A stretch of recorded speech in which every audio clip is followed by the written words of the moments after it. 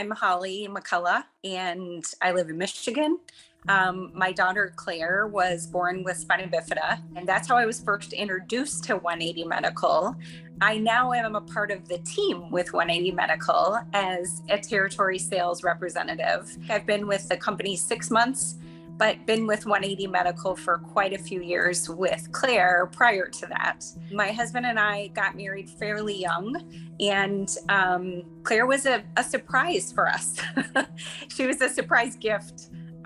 We found out that we were pregnant while we were still in college, and found out about the 20-week ultrasound mark that she was going to be born with Spina Bifida. She had lots of medical things when she was first born. She has a shunt.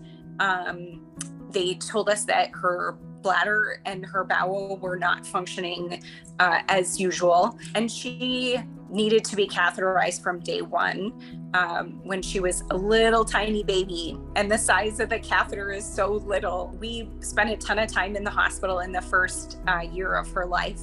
She started out with just a straight cath with lube because we were doing it. And that worked great for years for us.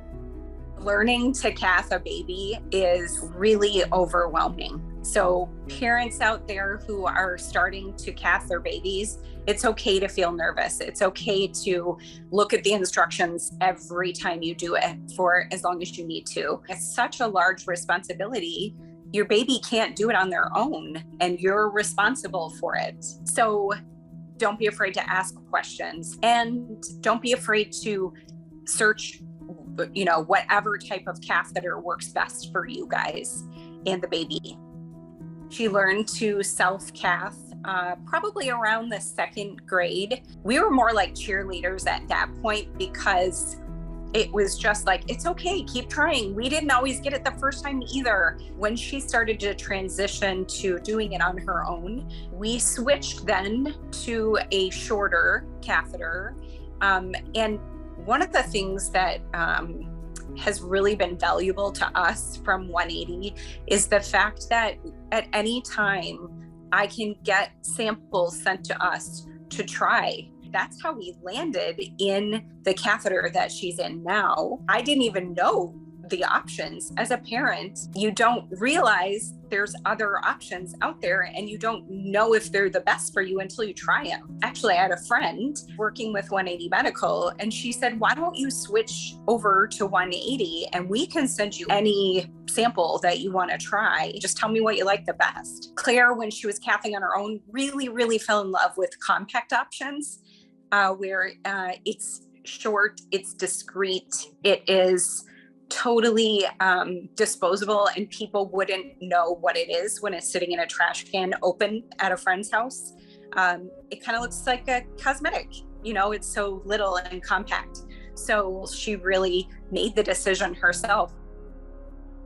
Fast forward, she has been doing amazing and really has just functioned as highly as she possibly could throughout her whole life. She's very positive. She is one of the most laid back people you'll ever meet, but she comes into a room and people are attracted to her. She doesn't use any canes, but she used a walker when she was learning to walk. She went through school. She did have some learning disabilities through school, but she persevered. And now today she is working full-time at a child care. She loves it. She loves hanging out with friends, typical 21-year-old stuff, and being with family. When you have a child that relies on a catheter to go to the bathroom, it has to be timely. We ended up switching from one supplier to another. And when we switched to the other, I could never get through on the phone. Shipments were sporadic. I had to call and make sure everything was on time. I had to babysit, is what I called it. When we switched to 180 Medical, their customer service is really what kept me. I can get on the phone and talk with somebody who knows what they're talking about. They were empathetic from the first customer service person that I spoke with. They felt my frustration and did everything they could to fix it. That's why I work for 180, because they truly stand behind what they say they are. They do it. It's customer service. Patient choice is 100% number one priority, which it should be in the catheter world. It should be for those patients that need to rely on a piece of equipment to go to the bathroom. It should be number one patient. So that's why I'm here.